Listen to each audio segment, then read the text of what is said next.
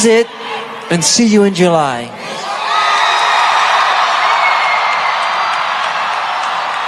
In the last weeks before his death, Michael Jackson was gearing up for what everyone expected would be the greatest comeback of his career. Film crews followed him closely, catching nearly every practice session, planning meeting, and quiet moment behind the scenes as the This Is It production came together. Back then, none of that footage seemed special, just routine documentation of a huge concert taking shape. Seen now, though, it tells a very different story. Footage that once showed simple rehearsal work has turned into the closing chapter of Michael's story, capturing the final stretch of his life just before everything changed for good. The pop star Michael Jackson has died. That Michael Jackson, 50 years old, the king of pop, has died. A very, very sad moment. In the days leading up to the unthinkable, Michael remained fully locked in on This Is It. Nothing about the show moved forward without his approval first. During these sessions, he's going over visuals, walking the team through his ideas, and confirming every element lines up with the vision already in his mind. Nothing was too small to matter, because to him, this wasn't just another show. It was the comeback he'd poured months of work into. Back then, it looked like just another production meeting. Nobody sitting at that table realized they were capturing some of the final behind-the-scenes footage of Michael that would ever exist. Those are that we licensed for a couple other things. Love it. In the days leading up to the unthinkable, Michael remained fully locked in on This Is It. Nothing about the show moved forward without his approval first. During these sessions, he's going over visuals, walking the team through his ideas, and confirming every element lines up with the vision already in his mind. Nothing was too small to matter, because to him, this wasn't just another show. It was the comeback he'd poured months of work into. Back then, it looked like just another production meeting. Nobody sitting at that table realized they were capturing some of the final behind-the-scenes footage of Michael that would ever exist. And I love our little girl. We love the idea of the little girl, Michael, like almost like a little something very, very delicate. Finding a little moment. Yeah, Okay. yeah. Do you like that? Yeah. There has to be a real reason for doing it and really invest the time. There has to be something there that makes it all important. And so, in appreciation of all of that, he thought it would be fun to do a 3D thriller. Do not show this to anyone. Day after day, that same routine kept going. None of this was footage fans were ever meant to see. It was just the everyday grind that came before opening night. Looking back, that's exactly what gives it so much weight now. It captures Michael fully immersed in the work, zeroed in on a show everyone believed was still just weeks away.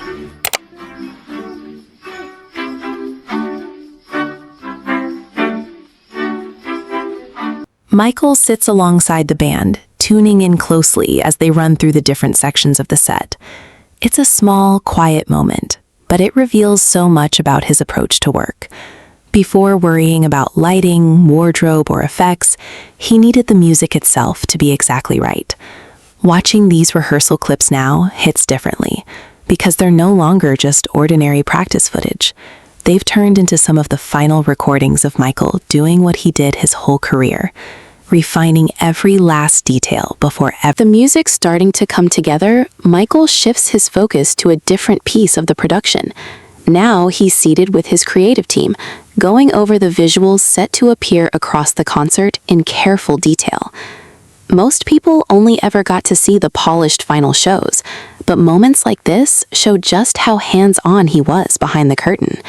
He wasn't only working on songs, he was helping build every single piece of the experience long before a single ticket went on sale. Every choice carried weight, from the tiniest visual touch to the largest stage effect, because it all had to come together as one. Once the creative planning wrapped up, focus turned entirely to rehearsals. Day after day, the show began taking real shape as Michael ran through songs, dance routines, and stage cues with his dancers and crew. Each session pushed the concert closer to becoming a finished production. The energy on set stayed busy, with everyone locked into their own tasks. Dancers, musicians, and crew members were all zeroed in on getting the show stage ready, adjusting things wherever necessary. Every rehearsal moved them one step nearer to opening night, and not a single person there imagined they were witnessing Michael's last days, getting ready for a concert. On the surface, everything pointed to Michael gearing up for opening night. The rehearsals kept going day after day, the music kept improving, the choreography kept getting sharper. Every new session made This Is It seem like it was falling perfectly into place. But the cameras only captured part of the picture during those final days. A private audio recording of Michael exposed the pain hidden away from the cameras. His voice came across slow, weak, and clearly strained. It was a side of Michael the public had rarely heard before, showing just how fragile he seemed in his last days.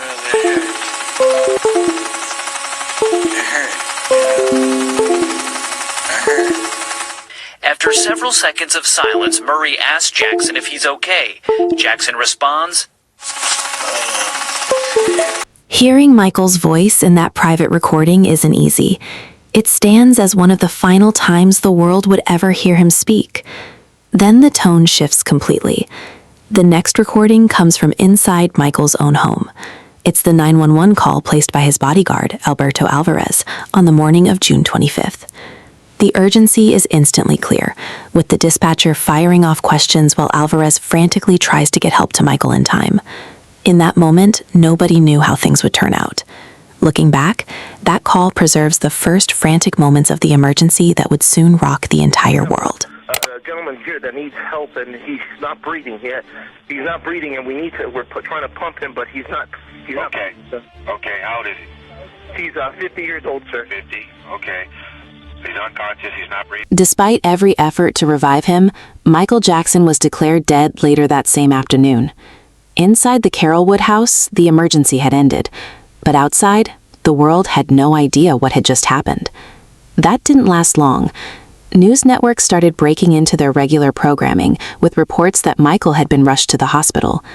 As details continued to pour in, the confirmation everyone had been dreading finally arrived.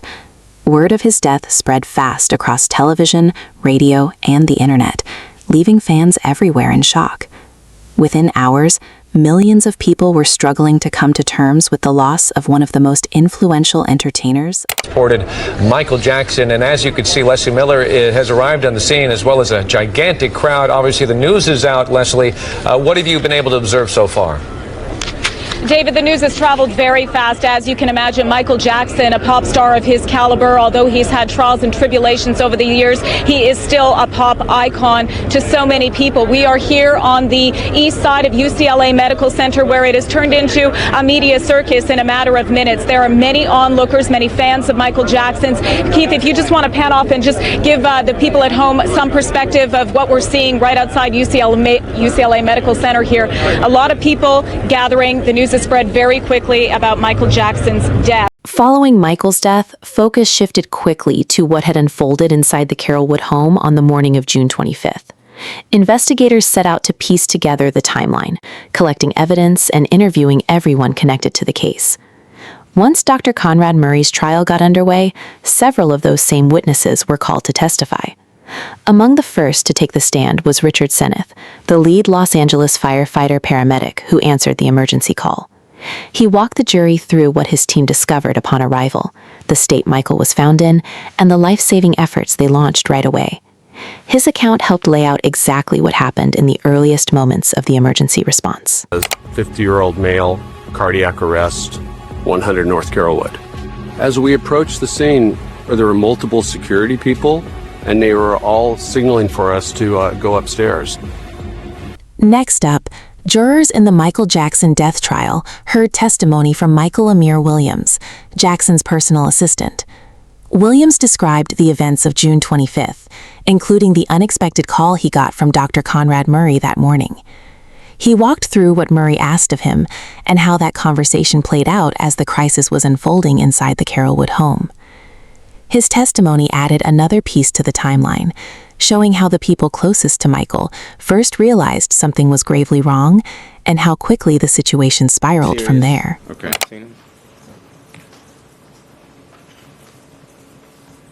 And did you see Dr. Murray eventually enter into the ambulance with the paramedics? I don't remember seeing him, but I think I remember him saying, "I'm riding with the ambulance." Okay. Following your learning that Michael Jackson had been pronounced dead, do you recall an incident where Dr. Murray approached you and made a request that you found odd? Yes, sir. First of all, do you recall where that took place? It was sometime after. Williams stayed on the stand as prosecutors pressed further with questions about the morning of June 25th. He went into more detail about the call from Dr. Conrad Murray and what unfolded once he picked up. As his testimony went on, jurors gained a clearer picture of how the emergency progressed and how those nearest to Michael began sensing something was badly wrong. His answers filled in yet another piece of that morning, helping clarify what took place before paramedics reached the Carrollwood home.